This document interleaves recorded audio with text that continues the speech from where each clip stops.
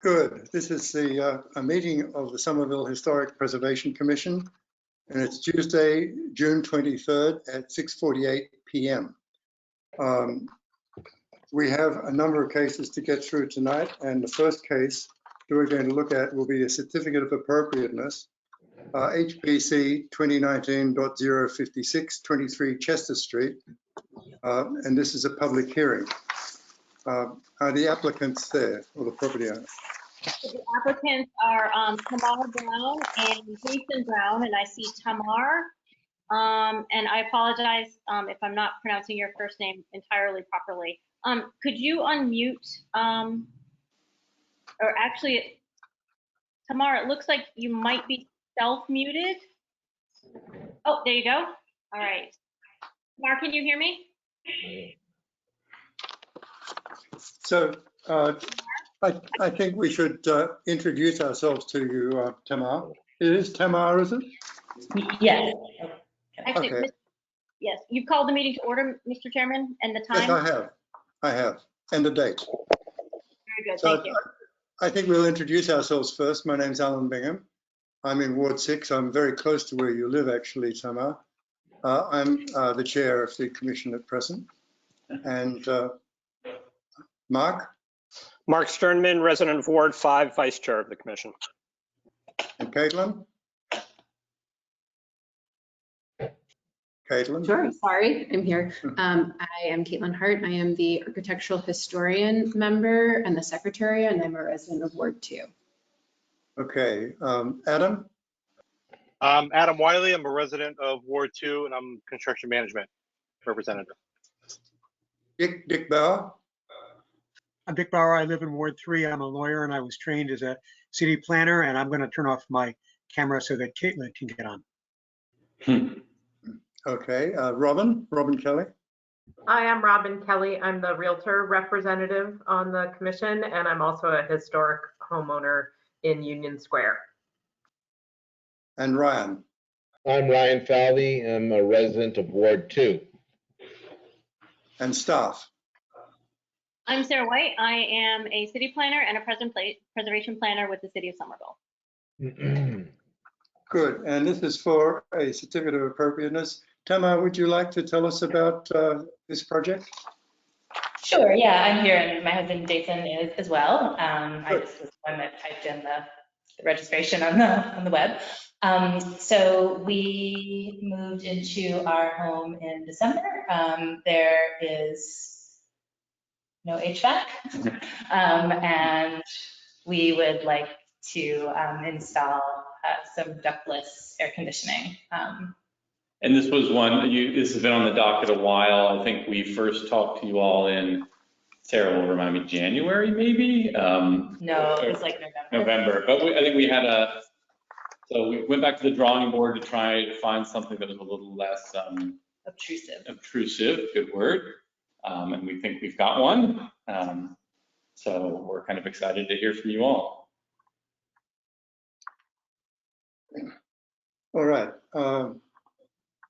Well, I think what I'd like to do is I'd like to open this up for commissioners to, has everybody had a chance to look at this? I took the liberty of walking around to have a look at this, Jason and Tamar, and it seems to me that where you're looking to actually install this, oh, excuse me, it's right next to the Orchard Street side of the house. Yes. That's only a few feet away from the sidewalk, and it would be highly visible from the public way. Is it possible to relocate this to the other side of the house? And we've had these discussions. So I think the Scylla folks feel that's the best point of entry into the basement for the junction box that they were planning. I think there was also some neighborly concerns about having it in the backyard. It would be much more visible and audible to our neighbors, I think, if it were on the garden side of the house. We also, our hope in the location that our contractor identified, it's by the driveway, it's by other sort of mechanical boxes that are on the outside of the house. It would be concealed by some plantings that we have out there, and we could also, rhododendron, and we could also have the option of adding in some lattice fencing if, you know, it really proved after installation to be very intrusive, but it seems like the most out of the way option. Well, there's no fencing there at present. There is no fencing. That's correct. There are plantings. There's no fencing. So that would be something that we could install in future if the plantings are not enough to kind of conceal a unit a little bit. Right. Other commissioners like to comment on this? My only question, I'm looking at the picture kind of taken from the side, and I agree there's a lot of plantings that will hide it. I apologize if I missed this, but do you know how high up they're proposing to install the units? I see a brick foundation, and then the siding starts. Do you know where, in terms of the foundation and the siding, it would be installed?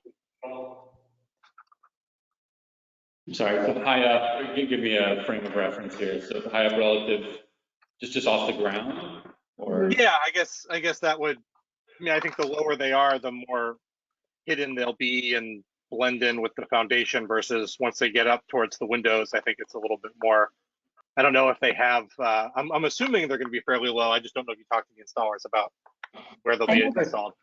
I think I read 53 inches. Okay. Right. Yeah, well, definitely below the windows. Yeah, our contractor, when we walked through, suggested that it would be about level with the bottom of the 2 windows that face out onto Orchard Street. Okay.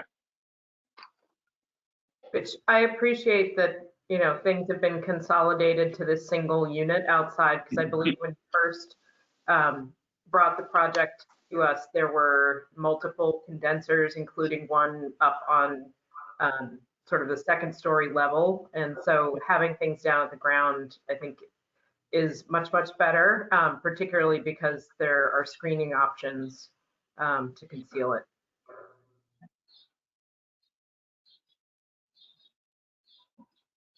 Other commissioners? I'm fine with it. I think that you can plant, you know, the plantings will easily be able to cover that if need be where it is. We have these units at our house, and it's very easy to disguise them, you know, and put them. And I'm sure if it was recommended by the installers for efficiency or other purposes to locate them there, that, you know, versus running ductwork, piping throughout a bunch of other locations, I'm sure that there's some efficiencies to be achieved by locating them there. So I think that's reasonably important in consideration as well. So personally, I think it's fine. Can I ask for a staff recommendation? Yes, thank you, Mr. Chairman. Through you, staff recommends conditional approval of the proposal. The applicants first started actually working with my colleague Christy Chase before she retired. So I took this over once I came back from medical leave early in 2020. So I know that the applicants have been working for some time to come up with an alternative proposal for you all. So, you know, in staff's opinion, is the side view of this property important as well? Absolutely, but the primary view and the primary, I would say, principal architectural features are really seen straight on from Chester Street itself. To that end, this will be hidden behind a protrusion from the front porch, and it will be hidden behind what I believe I couldn't see from the entire vegetation, but I think is a bay as opposed to a double. It's a bay. Yeah. It's a bay. So it'll be hidden behind that from the Chester Street view. Will it be visible from Orchard Street? Yes, sure. But I think that, you know, mechanical equipment, they've really done a good job trying to make it as unobtrusive as possible, especially since the first go round. And I think that, you know, from a climate control standpoint, this is not It's not being adhered to, you know, the upper level. It's only the pipes that are going through the facade of the building, and bringing in some level of HVAC comfort to these properties, especially as the world gets warmer, you know, I certainly think is a reasonable thing. This can be changed out eventually. You know, should they decide one day that they're going to put ductwork in the house that will accept, you know, forced hot air and will accept, you know, an HVAC system similarly, or they put it in the attic, then, you know, fine, this could be changed. So I certainly see this as a reversible alteration to the structure. Great. And if I could just add one thing, we have looked at central air, high velocity. We don't have an attic, so we've just tried all the indoor options. We've ran multiple contractors through. So we're running low on options, I feel. Okay, thank you. Now, this is a public hearing, which means it's, I'm looking for any comments from the public. Is there any comments from the public who'd like to buy in and discuss this? Now is a chance. Mr. Chairman, I'm looking through and I don't see any virtual hands raised at this time. All right, then we'll close that section of the public hearing. Let's then take what you said and what the commissioners have said, and I think we could put this to a vote.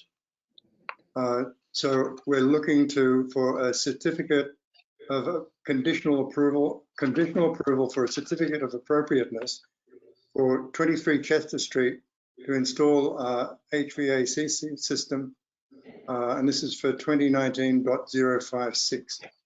All those in favor, please say yes, and then I'll read the roll call. Yes. Yes. Yep, yes, Okay, well, I vote yes. Adam? Yes. Caitlin? Yes. Dick? Yes. Eric? Eric, you there? Oh, he's shown, but his microphone and camera off. Mark? yes. And Robin? Yes. And Ryan? Yes. All right. Eric, could you unmute yourself, please? I've got you unmuted, but you're muted on your end. Well, he's still muted according to me. Yeah. Eric, can you type into the chat? Oh, Is he there? Eric, are you there? No, he's not. Eric, are you able to type into the chat?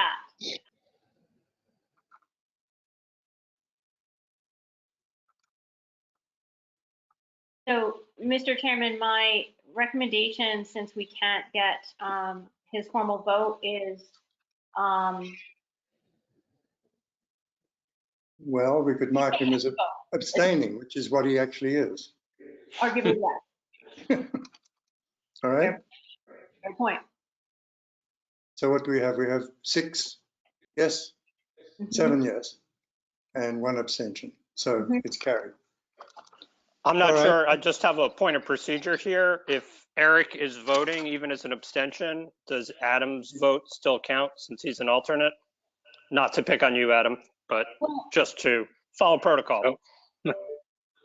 This brings up an interesting procedural question. He's not abstaining by stating that he's abstaining. He's actually just not able to Not participate. responding. And actually now he's off. So I believe that Adam's vote will carry. I will double check with legal counsel on this as well, because if it's not, then we'll make a note of it you certainly have enough for your vote to approve, whether or not Adam's vote counts. Yeah. Given But the it seems to me he's dropped offline anyway. He's dropped offline anyhow. So whether or not he was on in time to hear this, I think that we consider it a moot point because he didn't participate. So I think that Adam's vote should count. I will double check with legal counsel at the city, and we'll make a notation of this in the minutes, Caitlin, and any update from legal counsel will add to the minutes. well, not add to the minutes, but Good. I'll have it at the next meeting.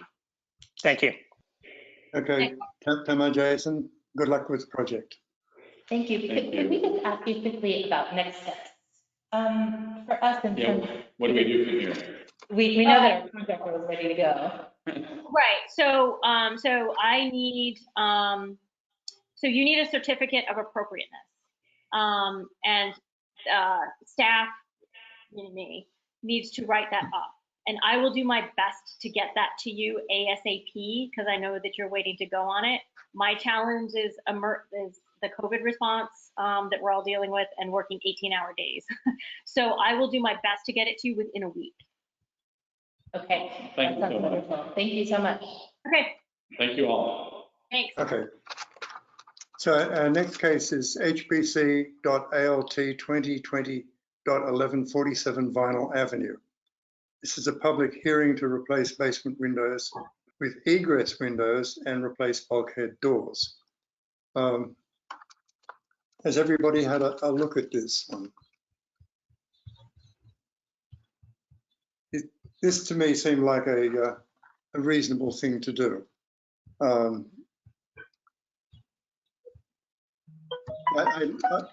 We installed an egress window in our place in the basement, and I think it was a very good decision to do because it looks after people's safety as well.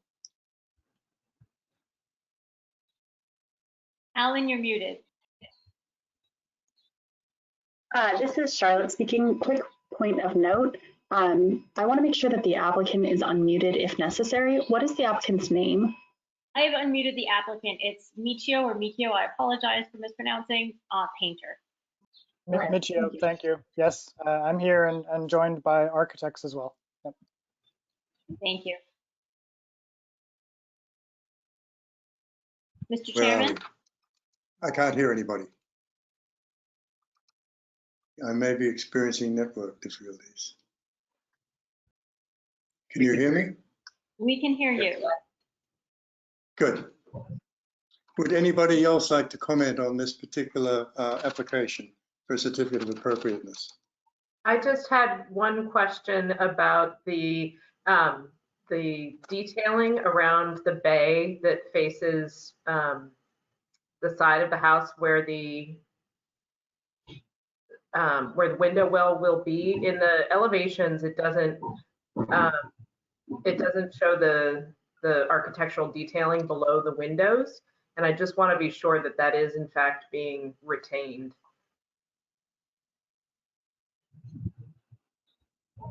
It looks like there you are. Okay.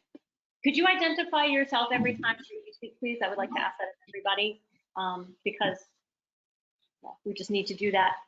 Sure. This is Michio speaking. So I just wanted to clarify your questions. When you mean below the window, are you saying below the bay window, which is above the egress window? Correct. So there's a section of architectural detailing around that bay, and it's in the renderings, it shows it on the Vinyl Ave facade, but it's missing on the side. Okay. Yeah. So this is Michio. That's understood. So that is just a drawing error. Those will be retained. Okay. It's just missing from the drawing, but they will be retained. Yes. Okay. Thank you.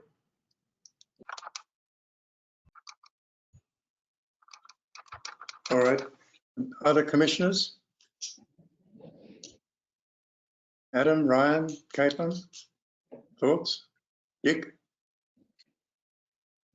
My only minor comment is that, and I know it's noted, but just the new window well, I think it's important that the brick match the existing foundation as close as possible. I don't know if that's if that gets written as a condition or not, but I think it's important to find some brick samples and match that brick as closely as you can. Let's make that a condition. Yes. Yeah. Yeah, we're okay with that, and I believe the initial staff report addressed it a little bit. But yeah, we certainly agree with that, and we hope also to minimize the above grade amount as much as possible. Yeah.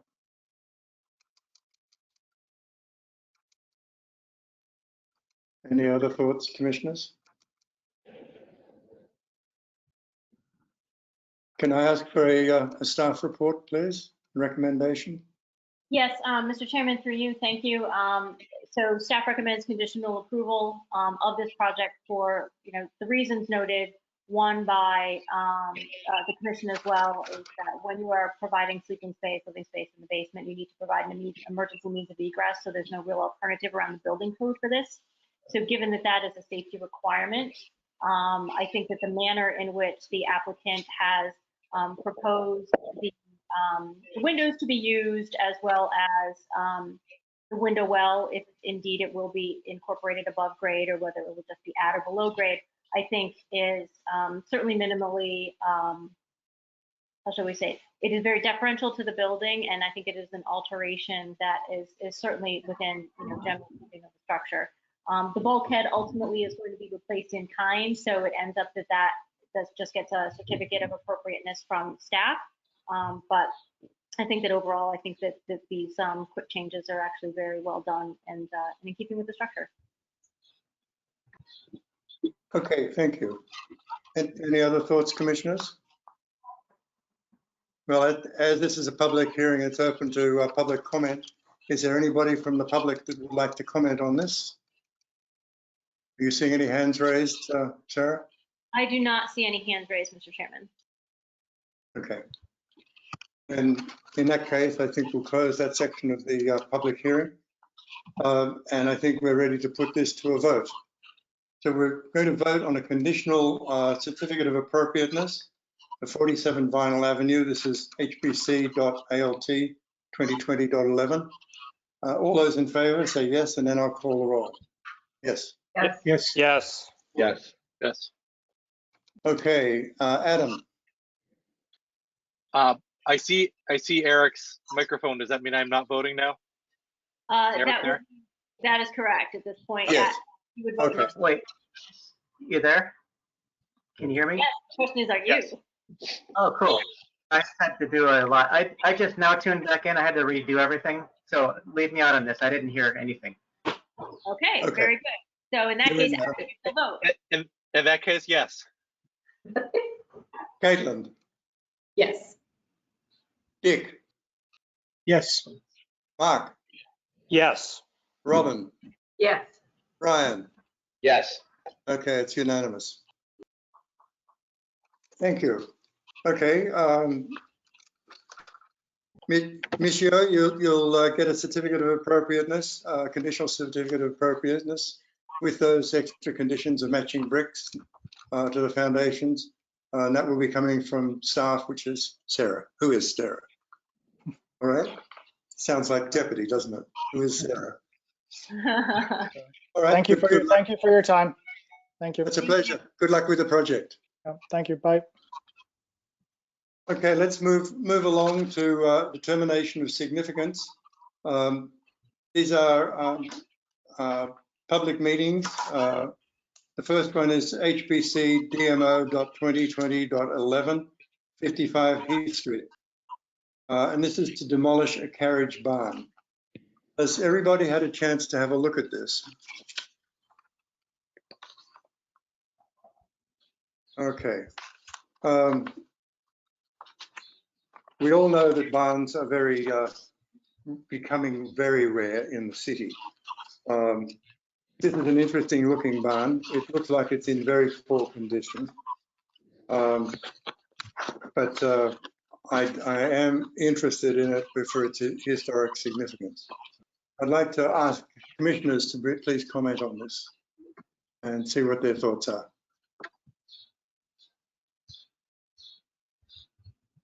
I would agree with you, Ellen. I think it's clearly in a pretty rough state, but at this point, there's no question to me that it's a significant structure and that there aren't that many of them left. And it seems so it's in back, and what's there is original.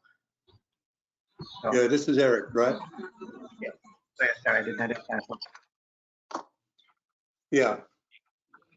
This is Robin, and I think everyone knows how much I love a carriage house. And the roof line, once I saw the roof line, I sort of had made my decision. It felt very clear to me that this is a significant structure. Yeah, the roof line's interesting, isn't it? Okay. Adam, Brian, Dick, Caitlin? This is Mark. This is Dick. I certainly think that it's, I'll defer to Dick. I'm just going to say, it certainly seems to me that this is a significant structure. Mark? I was just going to note something in the findings that, and understandably, given that's all going on, that we don't even have information on the architectural, cultural, political, economic, or social history of the property, which is quite old and would likely bring something up. But even without that, from an architectural point alone, it seems pretty clearly significant.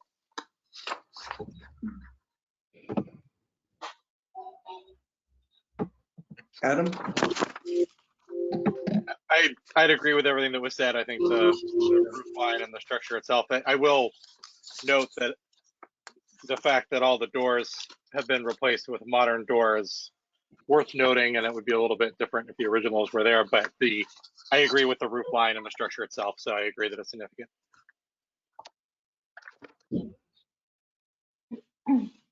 Caitlin? Yeah, I mean, I agree because based on kind of the rarity of outbuildings like this and just the history or the stories that they tell, in addition to the interest in And how do you feel about it, Ryan? I agree with Mark's observation. I mean, with that other detailed information about the significance of it, just the building in and of itself, I think is significant. So I would agree that this is a significant building. Okay, for the sake of people who are listening into this public meeting, when somebody applies for a demolition permit to the city, and it's a structure of this age or similar age, it comes before the Historic Preservation Commission to determine whether it is a building that is significant for its architectural merit and or its historical legacy to the city. And basically, if we say that it's not significant, then ISD would be free to issue a demolition permit straight away. However, if we decide that it's significant, then basically what happens is this starts a process. And the process is that next month, we would then decide whether this is going to be preferably preserved. Now, preferably preserved can mean a number of things, and it actually fits within a continuum of being preserved the way it is for posterity, without alteration, or for restoration back to its original form, or down to photographic images and archival type drawings, which can go into the public record. And it starts a 9-month process from that preferably preserved time slot, whereby we have a chance to come to a meeting of the minds with you and develop a memorandum of understanding on that. So that is basically what happens with that determination of significance. So at this point in time, we're going to look at the vote on the determination of significance after we get a recommendation from staff. And after that, then what we'll do is we'll look at why we feel it is significant, what was referred to as the findings by Mark Sternman. So can we have a recommendation from staff, please? Yeah, thank you, Mr. Chairman. Through you, I realize I've been reminding everybody to identify themselves, and I have failed to do that the last 2 times I've spoken, so I apologize. So Sarah White, planner and preservation planner with the City of Somerville. I would like to note that we do have a representative of the applicant who is here as well, who may want to make a statement about the application. I know she has only joined recently to the project, not a project, but to the application as of yesterday, but she is here. So after I give my statement, my recommendation, if you would open it up to her as well. I have her unmuted, and her name is Cynthia Sherman. So based on just based on architectural integrity alone, it is staff's position that this is a historically significant building. What is very important, as stated in the report, is that it is clearly Italianate in nature. It is quite possible that we don't know for sure that it was built contemporaneously with the Italianate structure that is at the front of this lot. Perhaps it belonged to this structure, perhaps it belonged to another structure. At this point, I'm not sure, but we'll find out more once we can get a hold of some Sanborn maps. Should you decide to determine this historically significant. Between the roof line, the clear gable ends, the very deep gable returns. I'm sorry, my dog got in the room, so I apologize if there's a bark and I can't get rid of him right now. So the very deep gable returns, the hayloft, the closed hayloft is just indicative of the fact that it was a terrace house, a barn at some point. Very heavy corner and a very deep cornice at the top. I look to Mr. Wiley as well, as he is a hands-on preservation expert as well, and to Caitlin as well with her architectural background to reiterate the Italian nature of this.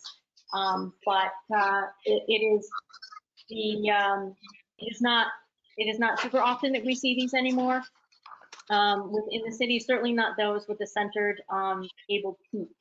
Which is also a clear indication that this is an Italianate structure. So no clear evidence of that.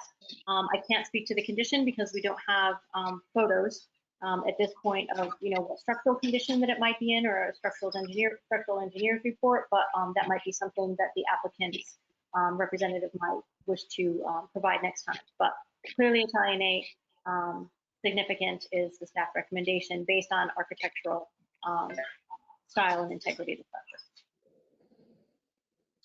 All right, thank you very much. Well, then based on what you said, I'd like to open it up to Cynthia Sherman. Are you counsel for the applicant, Cynthia? Yes, my name is Cynthia Sherman, and I am representing Lynn Thompson, who has indicated to me that she has been unable to get in. She's tried restarting her system several times. So she is not participating right now, but I'm speaking on her behalf. I saw her in at one point, and then I noticed she had disappeared. So yeah, she's texted me a couple times saying she hasn't been able to get on. Yeah, because it's open to 1,000 people, so there's definitely room. Yeah, she may be having a problem with her computer or something that she needs to update. I understand at this point that this is a very preliminary stage of the process. And that the determination of significance, again, is a preliminary finding. But I would like to just point out several things. It's clear from the staff report that the finding or the determination of significance is based on section 217.b2. And on page 2, at the bottom of page 2 of the report, it makes it clear that the findings of historical and/or significance of historic property address period, style, method of building construction, and association with a reputed architect or builder of the subject property. So while the designation of the Italian architectural style has been presented, there's been absolutely no indication that the "and" portion of that has been satisfied, that there's any tie-in at this point to a reputed architect or builder. So I'm not sure that the staff report meets its own requirements, because it does, according to that paragraph, there has to be a finding of both.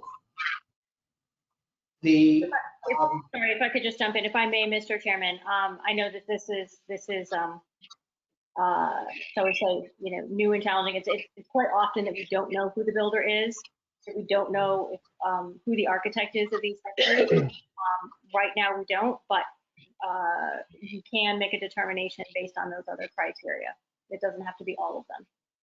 Okay. I'm just saying, I'm reading the language specifically in that paragraph, and it says "and," not "or." So I'm raising that because I don't believe the second part of the "and" part of it is I also, based on the significant alterations that have been done to the property over the years, the adding of the garage door and the addition which you can see from one of the photos is in significant disrepair, there's obviously been a significant change to the original structure. Based on that, I understand that the commission is likely to make the determination of significance. And I think that the rest of my arguments are probably better saved for the next meeting in terms of whether or not it should be a preferably preserved property. Just, it might be helpful to explain to you the purpose of what they call the Oxford comma. Basically, what they've done here is they've listed a whole range of different things, and the last one is just joined by the conjunction and. However, if they had to put a comma before the and, it would have a slightly different meaning, and that's what they call an Oxford comma. So that basically means that what you have is you have a string of different conditions and also this, right? It doesn't mean you've got to have these and that, because if it meant that, you would have a comma before the and that's what they call an Oxford comma. It's grammatically correct the way it is because of the way that Sarah has explained it to you. I hope that that's helpful. And you can look up the Oxford comma in the dictionary if you like. And I will do that. From a legal argument, we would argue differently, but I will defer because I'm not an expert on the Oxford comma. Yeah, well, the law is of course couched in the language. Thank you. All right. Well, with that, I'd like to close that section of the meeting. Where we had Cynthia discuss this, and I'd like to put this to a vote on the significance of this property, which is 55 Heath Street, HPC.DMO.2020.11. All those in favor of declaring this significant, please say aye. Aye. Aye. Aye. Okay, well, let's do a roll call as well. Eric? Yes. Mark? Yes. Robin? Yes. Ryan? Yes. And Caitlin? Yes. And myself. Okay, so now I don't know whether you heard what happened when we declared significant for the previous one. But if we declare it significant, then our next step in the process is to look at preferably preserved, which would happen next month at the next meeting in July. So that will allow us to determine what the next steps are from there. And at that stage, then we have 9 months to work out a resolution as to exactly what that preferably preserved status means, which could be anywhere from completely restoring and maintaining the structure as it is, down to allowing it to be demolished but taking photographic records and archival drawings. So that's where it stands. But right now, what we want to do is we want to vote on the findings as to why we found this significant. And for that, can I, sorry? Before that, I don't think I got called before the roll call vote. Do you have a record of me? I have you on the list, Dick. Did I don't not think call so. you? Yeah, I would vote. I would I would redo vote the yes. roll call vote. Okay. The motion and the roll call vote, please. Sorry, I'm following down the list of attendees as I go through this, Dick. I'm sorry if I missed you. That's okay. I wouldn't want to do that. I've had people do Okay. much worse. Right. So in looking at the findings, Sorry, I Mr. think that Chairman? Sorry, would you, to make it proper, would you just call the vote again and then roll call it again to formally include Dick in that process? I can do that. Well, it's myself, Alan Bingham, yes. Caitlin? Yes. Dick? Yes. Eric? Yes. Mark? Yes. Robin? Yes. Ryan? Yes. Okay.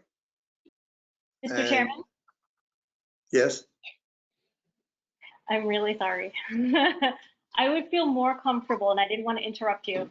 I would feel more comfortable if you would call the vote as the vote to declare the carriage barn at 55 Keith Street historically significant, and then take the roll call vote again.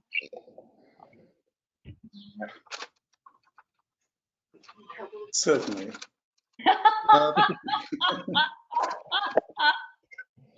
This is a vote on the historic significance of the carriage barn at 55 Heath Street, HBC.DM0 2020.11. All those in favor, please say aye. Aye.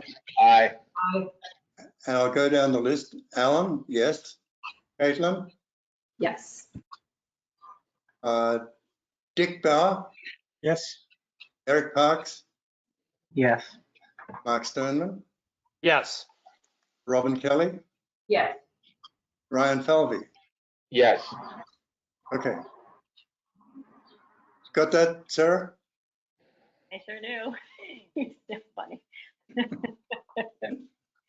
So Cynthia, you'll hear from me. The next meeting is scheduled for July 21st, which is a Tuesday, same time. And I always send out to the applicants an agenda. It's posted online as well, but I always send out the agenda to everyone ahead of time to ensure that they have the access information to the meeting directly in front of them, so you don't have to look it up online at that time. But you and I will be in touch in the meantime, and whatever additional information you want to provide to me, things that we need to discuss, let's just reach out and we'll set up a meeting and we'll talk. Again, Cynthia Sherman. Before the applicants go, we still have not voted on the findings. Alan had started on when I interrupted him. Well, let's vote on the findings. From my perspective, I see the findings as exactly as they're described by the by staff, and it's on the historical significance of the structure itself. Is there anybody who would like to add to those findings?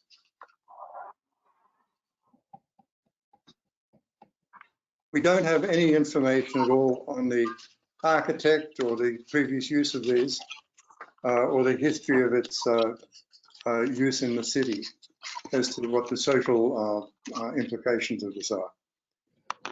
But according to what we're looking at here, this is a very significant structure for the city.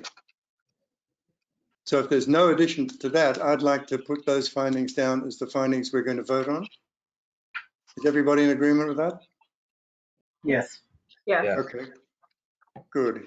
Hearing nobody objecting, I'd like to put this to the vote on the findings for 55 Heath Street, HBC.DMO.2020.11.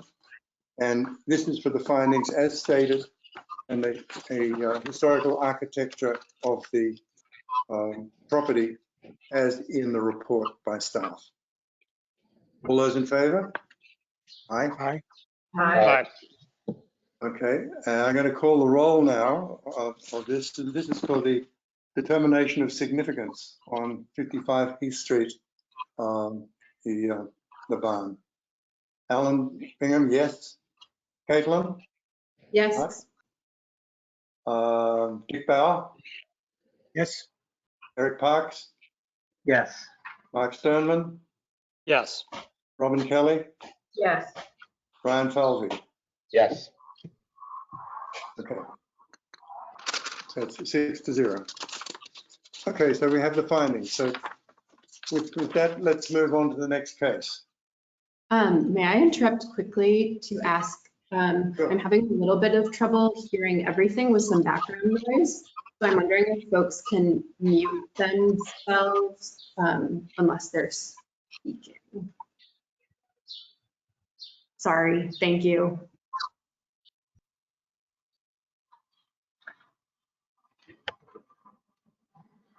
I am hearing everything okay. I couldn't hear the last applicant very well. And you have a little bit of sort of water music in the background, Caitlin. Okay, maybe it's just me. Okay, so basically the next one we have is for 217-233 Holland Street, but this will not be heard according to the agenda. So at this point in time, sorry, we have 71 to 72 Union Square, which is HBC DM 2020.12, which is basically an application for significance, and they're asking to demolish the principal structure. And this is a meeting, not a public hearing. So this is a storefront, 71 to 72 Union Square, which has been in existence for over 100 years, late 19th century. It's gone through some modification. It's a typical storefront that you'd expect in the vernacular form here in Somerville. And it's one of those precious working class immigrant run buildings that were so common in the area and in Somerville that actually helped Somerville become what it is today. I look at this building and I see it as being structurally sound on the outside. I have no understanding as to why anyone would want to demolish it. But I look at the significance of it, and I see that there's a significance architecturally, and I see a significance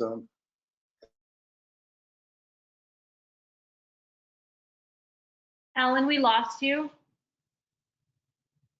You've gone on mute.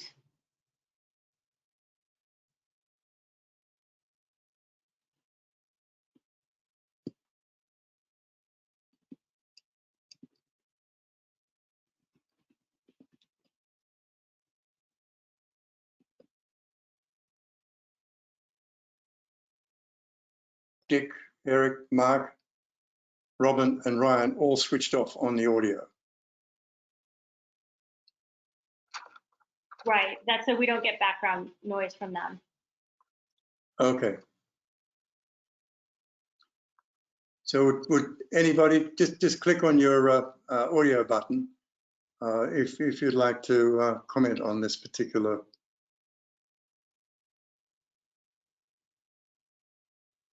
Hi, this is Robin, and the brickwork on the front appears to be sort of later 20th century. Yeah. And I'm wondering whether we have any knowledge of when that was done. So the parapet does not look like it's 100 years old. The brick does not look 100 years old. And so really it's more about the massing and the pilasters on the front. Those appear to be the only original components. Is anyone else seeing things differently? This is Eric here. That was my observation, that the parapet and what was the storefront were probably replaced in the last 20 or 30 years.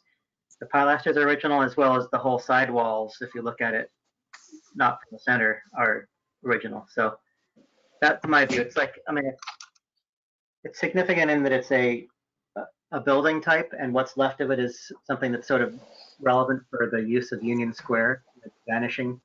Whether it's properly preserved or not is a discussion for, obviously different hearing.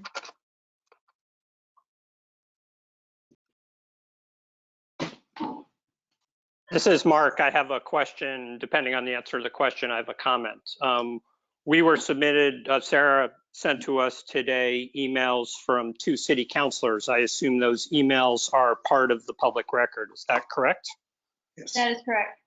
So one of the emails contained an email that I believe or assume the applicant wrote about the project, which made some assertions about the HPC that I would like to comment on since they're part of the public record. And it talks about how the reasoning in the report is vague, which I found interesting because I thought the historical context was very specific and really spoke to part of the reason I believe this building is significant. It talks about how the HPC, if we determine it's preferably preserved, might be moving against the interests of the employees and the customers. And, I'll only speak for myself, but I assume other commissioners might feel similarly. We're all Somerville residents. We all want to see the city move forward with its various businesses that provide services to residents and visitors and to employ people. That's all great. The fact that a project has popular support, however, for people who may not have read the significant staff report and who aren't, like a number of my colleagues on the HPC, trained in the issues that are under our purview, is really besides the point. So I could go on, I don't want to go on, but since this is on the public record, I just wanted to register my disagreements with some of the assertions stated in the email. Thank you. Thank you, Mark. I think they're all valid points. And I think that something that a lot of people don't fully appreciate is that when we're looking at the significance of a property, any structure, we look at the significance of it in its architectural context and its contribution to the culture of the city. And that includes small and workers' cottages. It includes small commercial buildings. It also includes the big old Queen Anne mansions. So there's a popular misconception that we're only looking for the big mansions. We're not. We're looking for all those buildings that make up that beautiful patchwork of what actually is Somerville.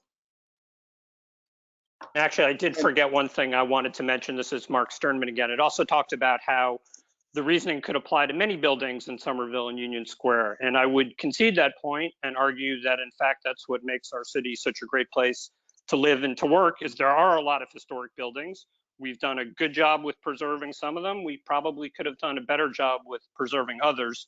That's not, to my mind, an argument that we should immediately concede in the alteration or demolishing of other old buildings just because we're lucky enough to live in a city with many of them.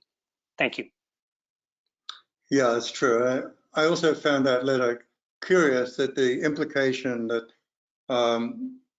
this had been under discussion since last year, and this is the first we're hearing of it. I don't know what the expectations of people are if they're discussing a project and not thinking about the implications of having to demolish a building of a historic nature. And not discussing it with the Historic Preservation Commission. But to my knowledge, this, Sarah, you might like to correct me on this. This is the first time this has come before the commission? That's correct, Mr. Chairman. Thank you, through you, Sarah White, City Planner, Preservation Planner. This is the first time it has come before the commission. I think that I wasn't involved in the initial zoning consideration. Here I was out on medical and then somebody else has taken it over. But my colleague Charlotte Lease is here. She has handled it from a zoning perspective, but I really don't want to get into the zoning component of it because it's just like, it's just the two don't mesh here, right? They're two separate things. However, I believe that there have been some plans that have changed a bit since the reuse of this structure was first conceived. And I think one of the first steps that they had to go through was getting a host community agreement for the retail marijuana that's going in there. So that took a long time. So that was like well over a year ago that started, which is a separate process. And that was something that they indeed needed to get in place before they could start moving forward with how they wanted to reconceive of this building.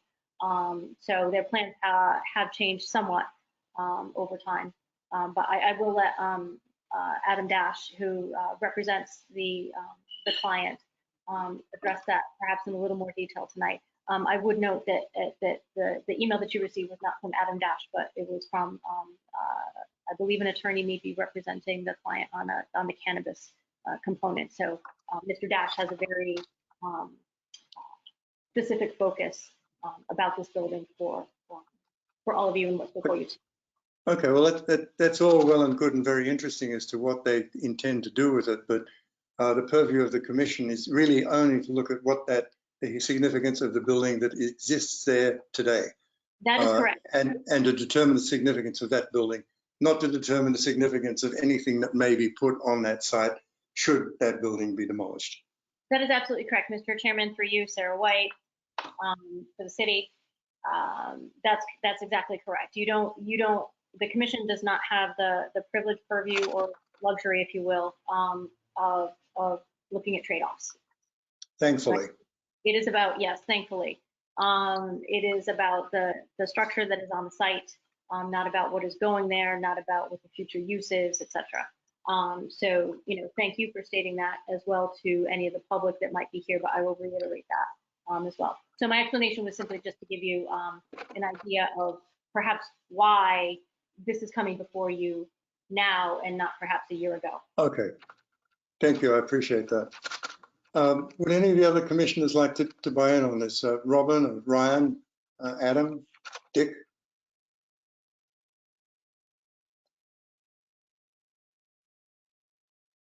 This is Dick, and I concur with the staff recommendation about the building being significant. It's an important piece of the streetscape in Union Square, as are many others, as Mark has noted, that are also important. And while the brickwork on the front looks like it has been replaced, the massing of the building is still there, the pilasters are still there, and it gives a pretty accurate sense of what it was like to stand in front of that building 100 years ago. Hmm.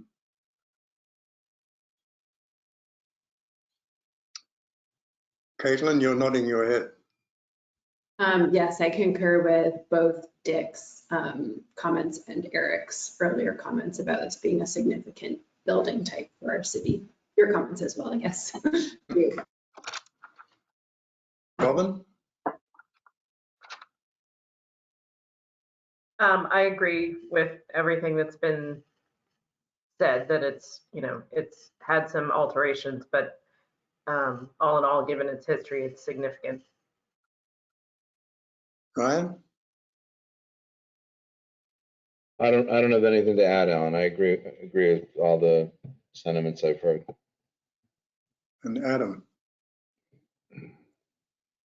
Yeah, I also don't have anything to add. I think there's plenty to talk about the next step of perfectly preserved and some things that are no longer with the building, but I think the structure itself, and right now talking about it being significant is pretty clear.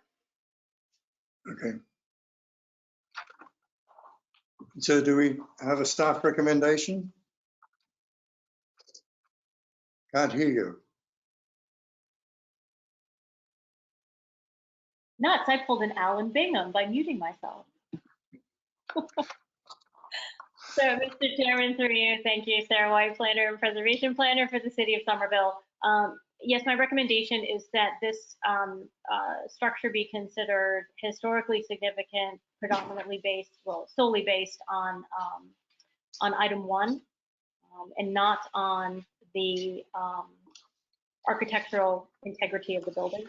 I think that the reasons provided that we see in the Form B, which I provided for you, that was done by an independent agency, are clear that the building has been altered. I would, quite frankly, I would disagree in some respects with the Form B that many of the original elements of the building have been retained. Yes, the parapet is there. Yes, the sides are there. And we have the pilasters there, but I think that there have been a significant number of changes to the building. So for that reason alone, I don't find it significant from an architectural standpoint. However, given the history of the building and what that speaks to the entrepreneurship within the city, the small businesses that came in and started inhabiting Union Square, and what that did to Union Square and its development, what that shows about multiple classes of people within Somerville. We don't preserve just the high style. We are very different from Europe in that regard, which really tends to look at the high style and only if you're sort of George Washington or equivalent. we really tend to look at the vernacular in the US. We look at the working class, we look at the middle class, right? We are inclusive in our presentation and could arguably use to be more so from a culturally diverse standpoint as well. But this building does show quite a bit of that, not just from an economic class standpoint, but from the different businesses that were involved to, you know, in immigrant business and what that brought to the city, and what that shows about perhaps some of the immigration patterns in a city that is very, very heavily immigrant developed. So I find that to be important in the development pattern of the city, and therefore my recommendation on those grounds is that it be considered historically significant. Mr. Adam Dash is here to provide information from the applicant standpoint, but yeah, that is where I stand from historically standpoint. Oh, good. Well, we could hear any information that Mr. Dash has to provide for us. Adam, you're unmuted. Oh, I am. Thank you, Mr. Chair. Can you hear me fine? Can you speak Yes, a we little bit can. louder? You're a little bit soft. Okay, how's that? Much better. All right, great.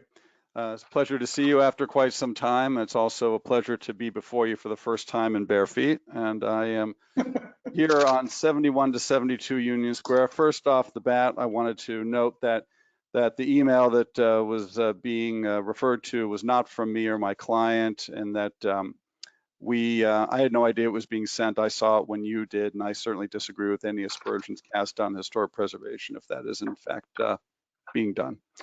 Secondly, it's Adam Dash, 48 Grove Street in Somerville. I'm representing the owner and applicant, Lakshmi N. Pradhan, trustee of the Everest Realty Trust. Her son, Vinod Pradhan, I believe, is on as well.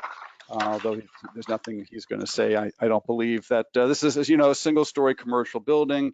It's between the old police station and the Independent in Union Square and the CC4 new zone. The project we're doing is, just to be clear, we're not demolishing the whole building.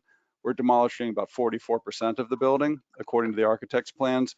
And the idea is to add 2 stories to the top of the building. The demolition really is a result of having to put the 2 stories on top of the existing building, because in order to do that, we have to do some work on the existing building. And then we had an original plan that went for the zoning board, which actually preserved the existing facade storefront pretty much as you see it, updated, but pretty much the same sort of rhythm and massing. And we were basically told that the new zoning requires a much taller first floor commercial facade, and that therefore we would need a variance. And having gone through the zoning board last time, it seemed as though we were not going to get that variance. So we withdrew it and redesigned the building to undo the facade you see and to make it the facade that the zoning requires. This was not something we wanted to do. This is something that the new zoning is requiring us to do as part of the project, to add 2 stories to the top of the building. But the idea was to not demolish the building. It's a very small lot. It's a very small building that takes up most of the lot. If you've been over there, you can't even see the sides of the building because they're almost basically attached, except for some very small little alleyways that you've got photographs in the report there. I would note that, and as you saw from the counselors, for what it's worth, and I know maybe this is more for discussion for the next hearing on this, that the project's been through 2 neighborhood meetings, has great neighborhood support, council support, the Main Streets and other groups. There's nothing particularly in our mind particularly interesting about the existing building. It was a Subway sandwich shop. It was a liquor store. That's pretty much what it's been for a long, long time. And we believe that a lot of that original detail has been removed over time. There are a lot of these buildings, as you've heard. You could take that as a positive or a negative. This does show, I guess, a succession of immigrant-owned small businesses. And I would say that's being carried on by the Pradhan family, who are an immigrant family who are looking to do a new type of a business by having the cannabis retail on the first floor, having a community sort of meeting space on the second floor, and having office on the third floor. The cannabis retail use is in front of the Cannabis Control Commission, and I think that's what you saw. I think that email really has to do with some frustration that the whole Somerville process, which isn't your fault, obviously, this is the first you've seen it, but I think there's some frustration on the cannabis end, which I'm not handling, that that this has been going on for a very long time and is a bit bogged down. Now, obviously, COVID and the new zoning ordinance and things happened that weren't related to historic, which has caused that to happen. But I think that's where that's coming from. But it's, please, I hope you don't take that personally, because that is not the intent from the applicant and or mine. So I would note that the project has been revised, and so we are actually doing some more work than we were originally wanting to do. And I think that as far as the new zoning is encouraging taller buildings there. Now that it's in a 4-story zone, they're encouraging the storefronts to be much taller and more prominent, which we didn't want to do, but that is where we are. So we would find the building is not unusual. My client doesn't think that with the new, I would say, later 20th century brickwork, they're not incredibly attractive either. And it's a fairly pedestrian building. I certainly heard all your comments, and I know you're going to disagree with that, but that's where we're standing now. And I suppose maybe we could have a longer discussion at the next meeting about the preferably preserved piece. But certainly we're not going to be able to move this building or save it in any way, shape, or form.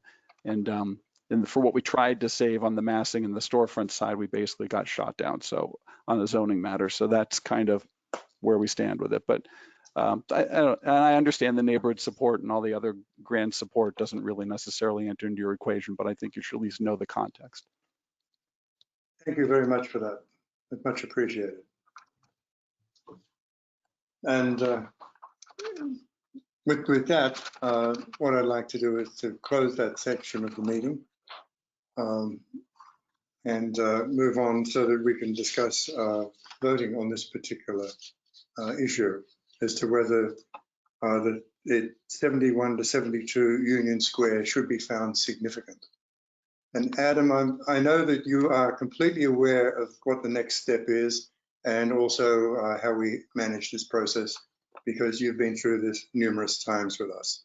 Indeed, and I've explained that to my client, Mr. Chair. So if you don't want to do it state it all over again, I'm certainly giving you leeway to not do that. If you want to, that's fine too.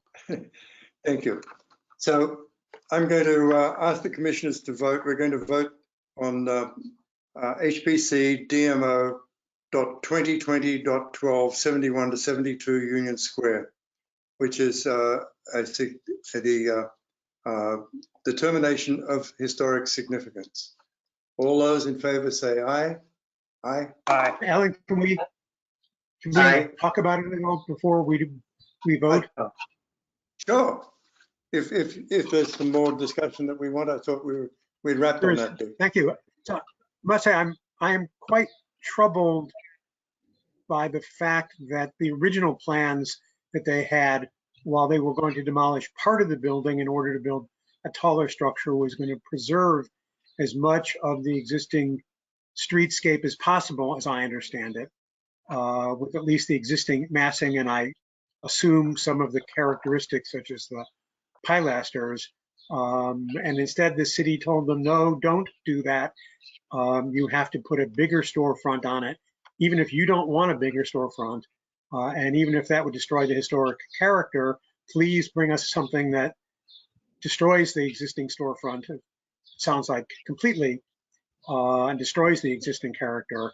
And then they have to come to us and explain to us that they wanted to do something more historic and that the city interfered.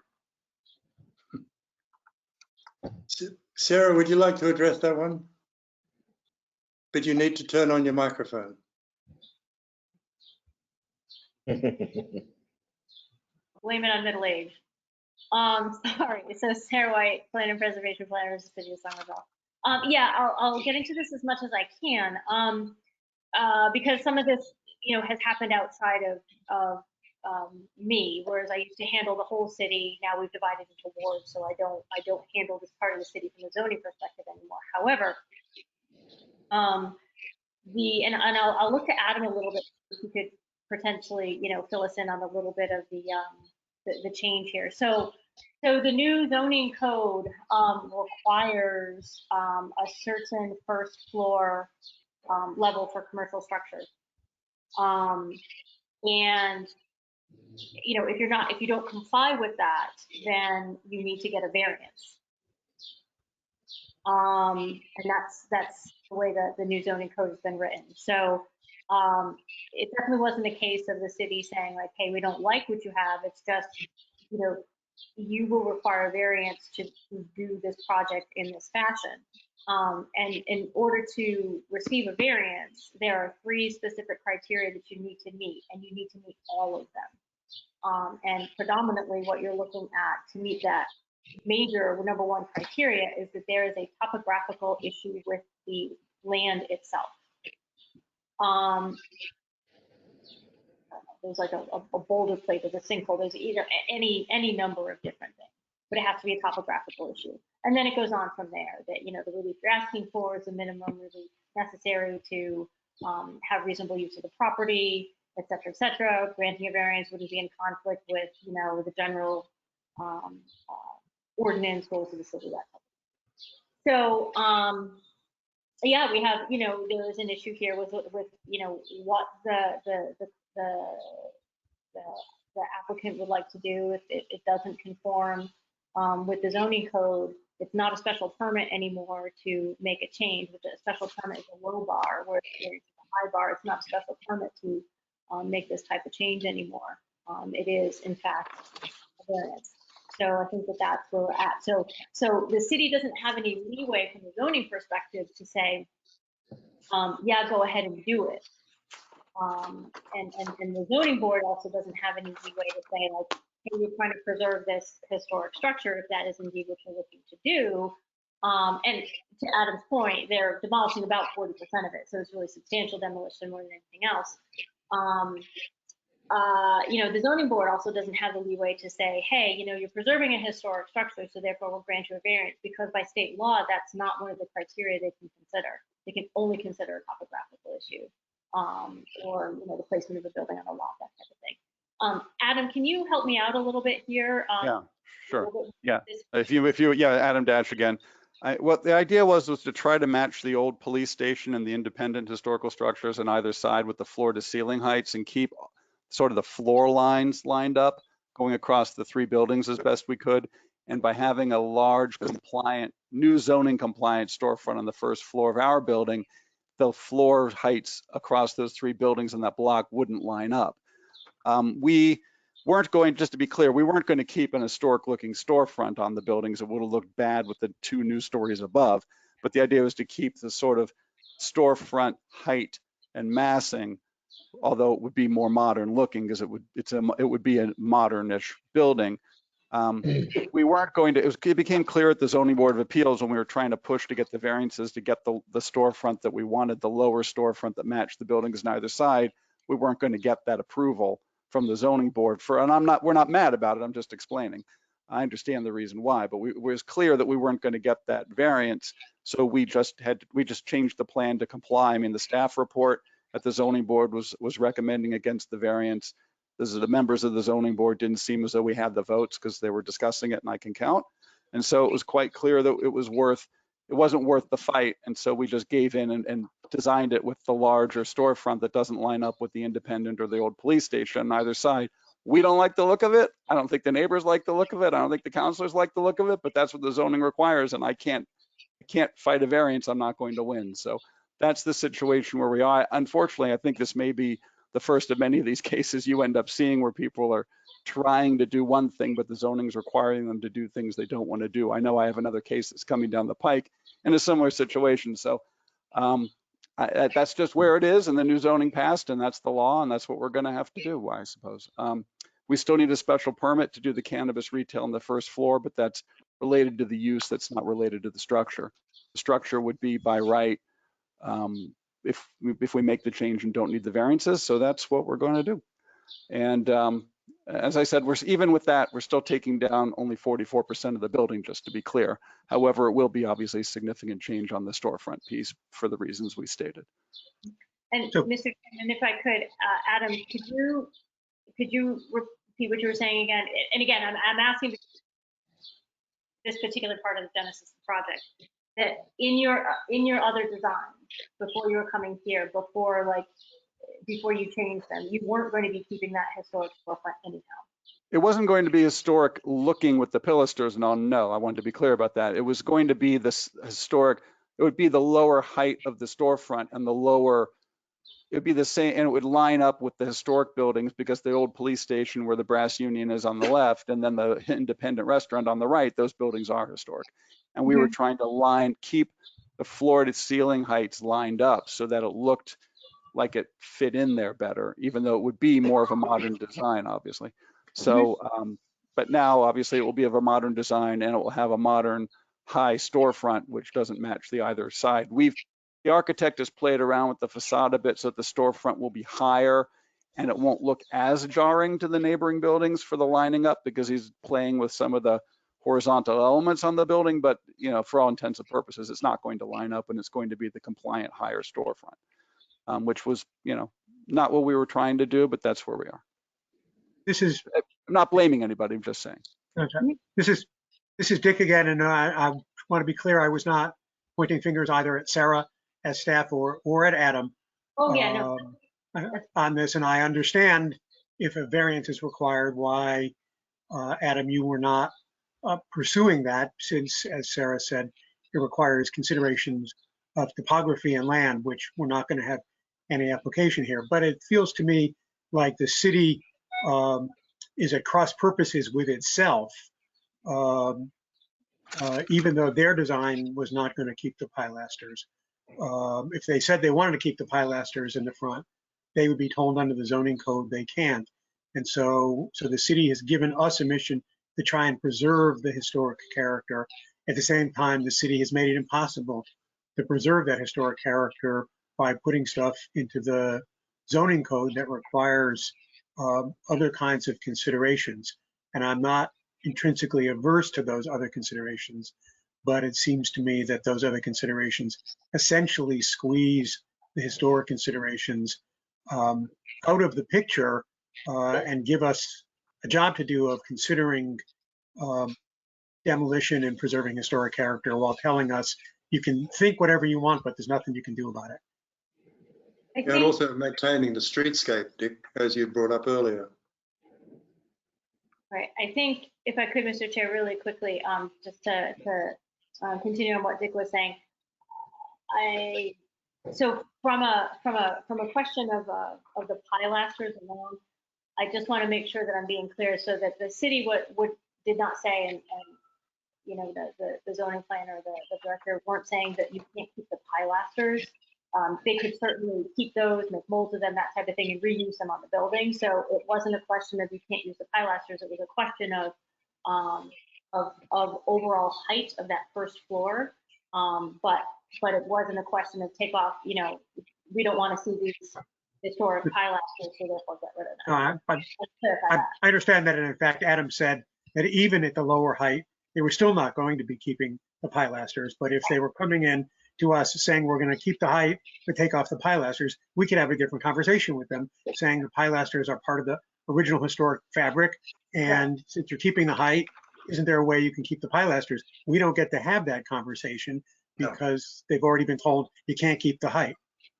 And again, I want to be clear, I'm not pointing fingers either at you, Sarah, or at you, Adam, or the architects, but really at the city, which I think, as I said, seems to be acting at cross purposes with itself. Totally understood. Can I, with Eric here, can you clarify, just so I know, are you saying that if, in theory, if nothing at all were being done to the first story and you were just sticking additional floors to it through some structural magic, would they still require conformance of the existing building with the new zoning because you're doing anything at all to that mass, or is it because of the extent to which you were going to modify that first floor?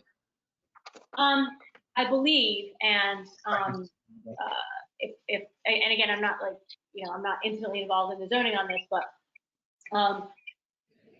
I couldn't without, to be honest, and I'm not being coy, but quite frankly, if I didn't, without having a specific design in front of me, I couldn't tell you for sure the exact relief that somebody would need if they were just to stick a couple more floors on this. But I think that what we're looking at under the new zoning code is in the past where the ability to do that would have been a lower bar of a special permit is now a higher bar of a variance. So, yeah, I mean, it would really depend on what the overall proposal would be as to whether or not they would just be able to do it if they kept what they had and just went up. But I think part of the issue is the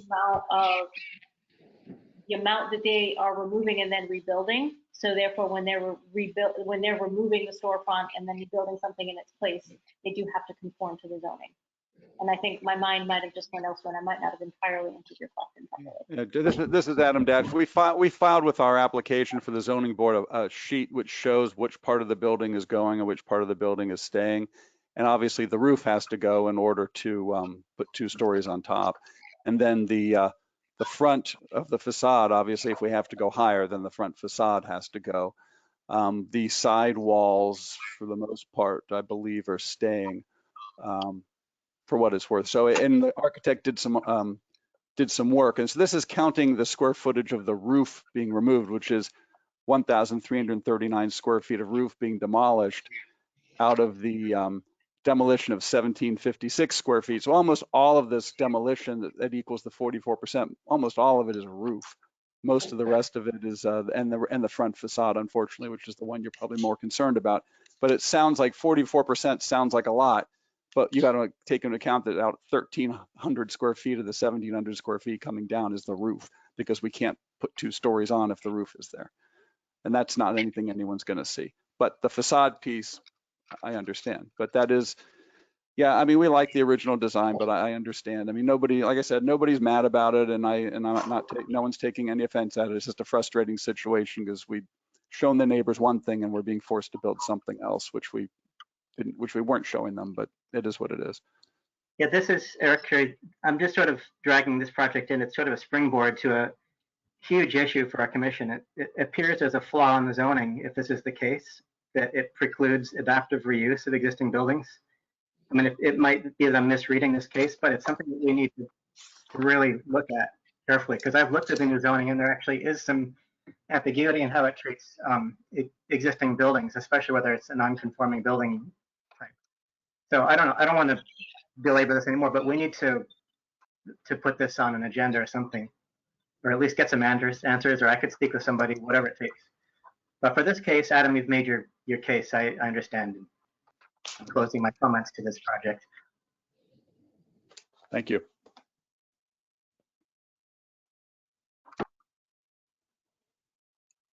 All right, well, I think we're at the stage where until we can follow up to find out if there's some remedy that could be applied, Eric, that I think that we're at an impasse with this. And our mission right now is to determine the significance of this building as it is. So if there's no more comment on this or no more inputs on this, I'd like to call for a vote. Hearing no more, I'd like to call for a vote. I'm going to call for a vote on determination of significance for 71 to 72 Union Square, HPC DMO 2020.12. All those in favor of declaring this significant, please say aye. Aye. Aye. Okay, I'm going to do a roll call. I'm first. Alan, yes. Caitlin? Yes. Dick? Yes. Eric? Yes. Mark? Yes. Robin? Yes. Ryan? Yes. Good, thank you. Got that, Caitlin? Okay, now, in addition to that, let's look at the findings. And I would like to propose that we accept the findings as submitted by staff. Would somebody like to add to those or modify those findings?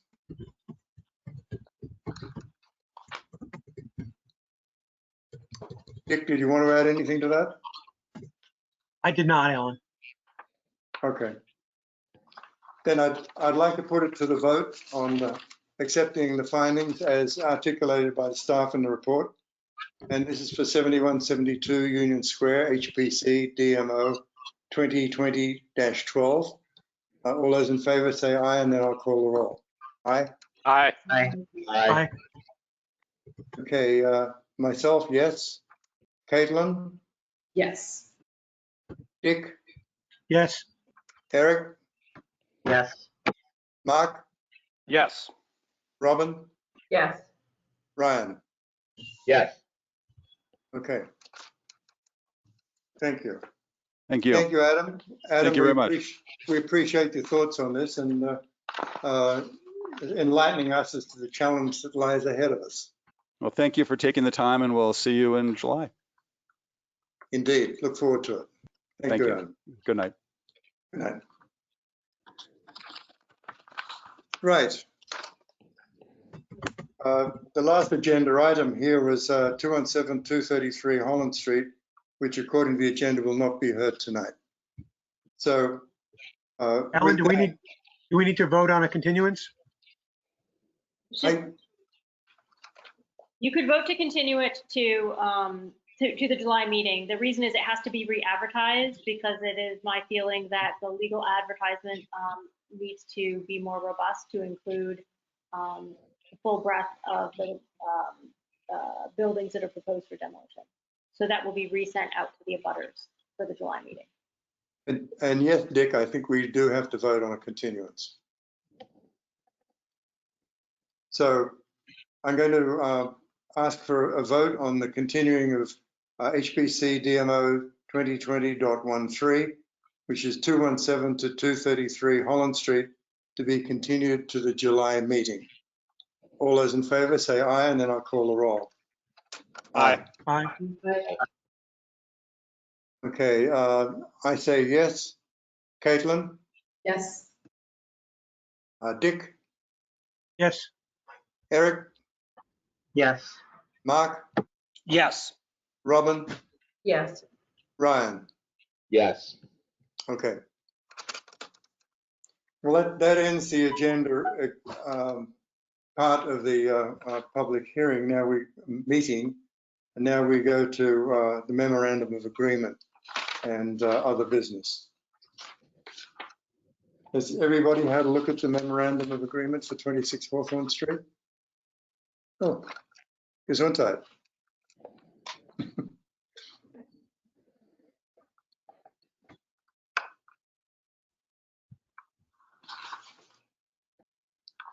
I thought the memorandum of agreement for 26 Hawthorne was as we had discussed. I had two extremely minor points because that's what I do. So on the end, the first line at the end of the second paragraph, Hawthorne, I believe is spelled incorrectly. I believe it's missing its E at the end of Hawthorne. And on the top of page 2, 1B, there's a closed parenthesis that's missing after the number 10. Those are my thoughts.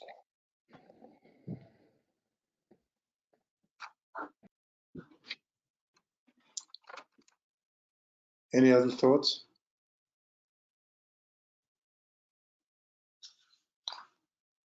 Okay. And do we need to vote to accept that? We do, don't we? We do. I think we do. We do. Yeah. So I'd like to put this to the vote. This is for the memorandum of agreement for 26 Hawthorne Street. I do not have the reference number in front of me. To accept the memorandum of agreement as written with the two modifications to the typos that are presented by Mr. Mark Sturman. All those in favor say aye, and then I'll do the roll call. Aye. Aye. Aye. Okay, I say yes. Caitlin? Yes. Dick? Yes. Eric? Yes. Mark? Yes. Robin? Yes. Ryan? Yes. Good. Okay. The next item. Oh, the election of officers. It's that time of year when we look at re-electing all those lucky people who would like to be officers. And currently, I see 3 of us. I see the chair, the vice chair, and the secretary. And so with that, I'd like to do them one by one. Let's do the chair first. Are there any nominations for the chair? I'd like to nominate Alan. Mrs. Dick, I'd like to second that. Are there any other nominations? All right, I accept that, but I'd like to make clear that this would be my last year of doing this. Thank you for that. I think we should vote on it, even though it's there's only one nomination. All those in favor of Alan Bingham being voted for the chair for another year, in favor, say aye. Aye. Aye. Aye. And the roll call, Adam, Yes. Caitlin, Yes. Dick, Yes. Eric, Yes. Mark, Yes. Robin, Yes. and Ryan. Yes. Okay, thank you. And for the vice chair, Mark is currently the vice chair. Any nominations? Mrs. Dick, I'd like to nominate Mark Yeah. for re-election. I'll second that. And any other nominations? Hearing none, we'll vote on that as well. All those in favor say aye, and then I'll call the roll. Aye. Aye. Aye. Aye. Alan, yes. Adam, Yes. Caitlin, Yes. Dick, Yes.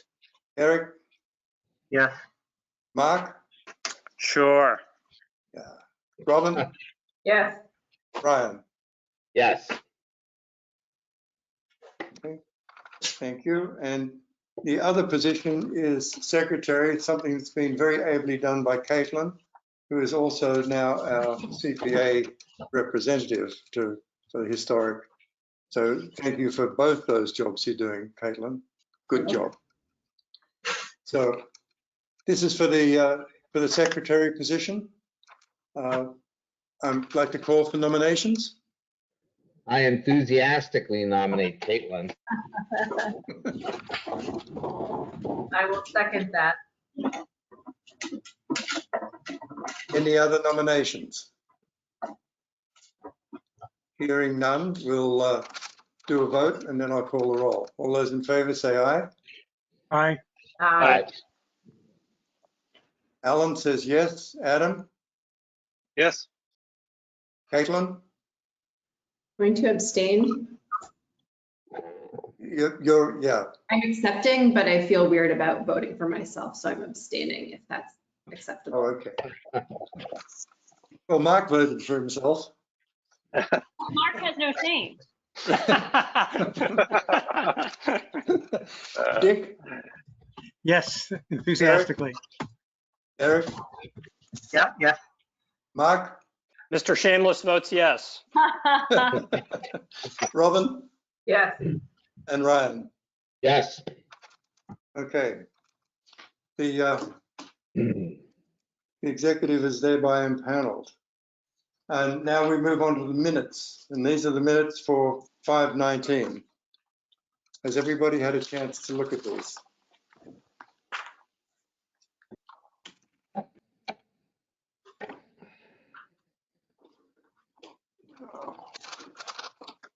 Oh, Need to that's switch on the lights.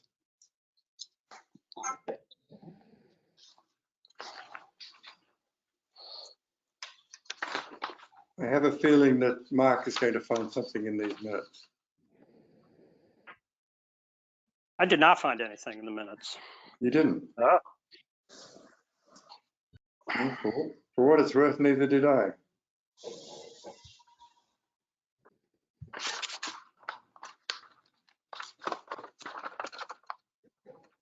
They're a credit to you, Caitlin. I'm sorry they're so long, but there was a lot of rich discussion.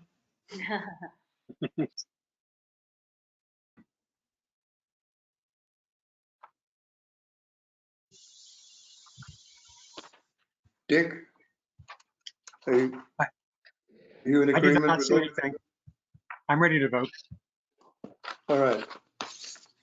Everybody ready to vote on the minutes? These that we're going to be voting on the minutes for May, which is the minutes for Tuesday, May 19th, 2020. All those in favor say aye, and then I'll call the roll. Aye? Aye. Aye. Okay. Alan says yes. Adam? Yes. Caitlin? Yes. Dick? Yes. Eric? Yes. Mark? Yes. Robin? Yes. And Ryan? Yes. Good. Minutes are accepted. Thank you. And the last part of the other business is the CPC update. So, Caitlin, you've got the floor. Sure, yeah. I'll try to make this brief. So at our May meeting, we finalized the community preservation plan and kind of approved the percentages that would be designated for each CPA funding area. And the group decided to maintain those in the upcoming year. So just to remind everyone, that's 50% affordable housing, 15% to historic resources, 20% to open space and recreation, and then there's 10% that's flexible, so it may go to any one of those buckets, and then 5% for admin. And the committee had been discussing doing a short kind of video promotional project, but during the May meeting, kind of like telling success stories of the CPA projects in Somerville in order to hopefully inspire more applications. However, we decided to put that on pause, especially because of the circumstances created by the pandemic. There was an emergency June meeting, which I was not able to attend, but the group decided to extend the Somerville Museum's FY16 grant. They've been working on accessibility, and due to the delays, lawsuit, and pandemic, they've been slightly delayed. So that grant has been extended, and their work will carry into 2021. There was also an emergency funding awarded to the Central Hill Playground project, similarly delayed due to the pandemic. And our June meeting, unfortunately, is supposed to take place tomorrow, which is supposed to be a discussion of budget, but Judith, who works for the city of Somerville and oversees the committee, her mother has sadly passed away. So I'm not sure when our next meeting will be. I'm sorry, Caitlin, I'm sorry. What did you say about Judith? Her mother passed away. Oh, I'm so sorry to hear that. Me too. Yeah, they just had, I was just at the memorial service yesterday virtually, so I think she's I'm sure she would appreciate good thoughts. Caitlin, if you would like my support at any of those meetings, I'd be more than happy to come and support you. Sure, Okay. yeah, thank you. I'm not sure when the July meeting, or I think September may be the review of applications, so that might be the most relevant meeting. So I'll keep everyone up to date on those dates. Okay. Thank you. Don't hesitate to ping me and let me know. All right. Thanks. Okay, well, thank you. Well, I think that concludes our business for the month, folks. I'd like to thank you all. And I'd like to see if there's anyone who would like to propose that we close the meeting. Motion to adjourn? Don, before we do that, I just wanted to thank you and Mark and Caitlin for stepping forward again to be officers. You guys do a wonderful job, and I just want to make sure it gets acknowledged. Oh, thank you, Dick. We appreciate that, because coming from you, you set a pretty high standard in your history with the executive of the Historic Preservation Commission, and we hope that we can live up to your standard. So, anyone nominating to close the meeting? I enthusiastically nominate the. Is there a seconder? Yeah, I'll second it. Second that. Okay, all in favor? Aye. Aye. Roll call. Hearing no dissenters, we'll close the meeting. Thanks, Okay. Alan. Thank you all. Thank you all. Thanks, Thank you. folks. Bye-bye. Thanks. Be well, See you, everyone. Stay well, everybody. Stay well. Aye. Thank you. Bye-bye.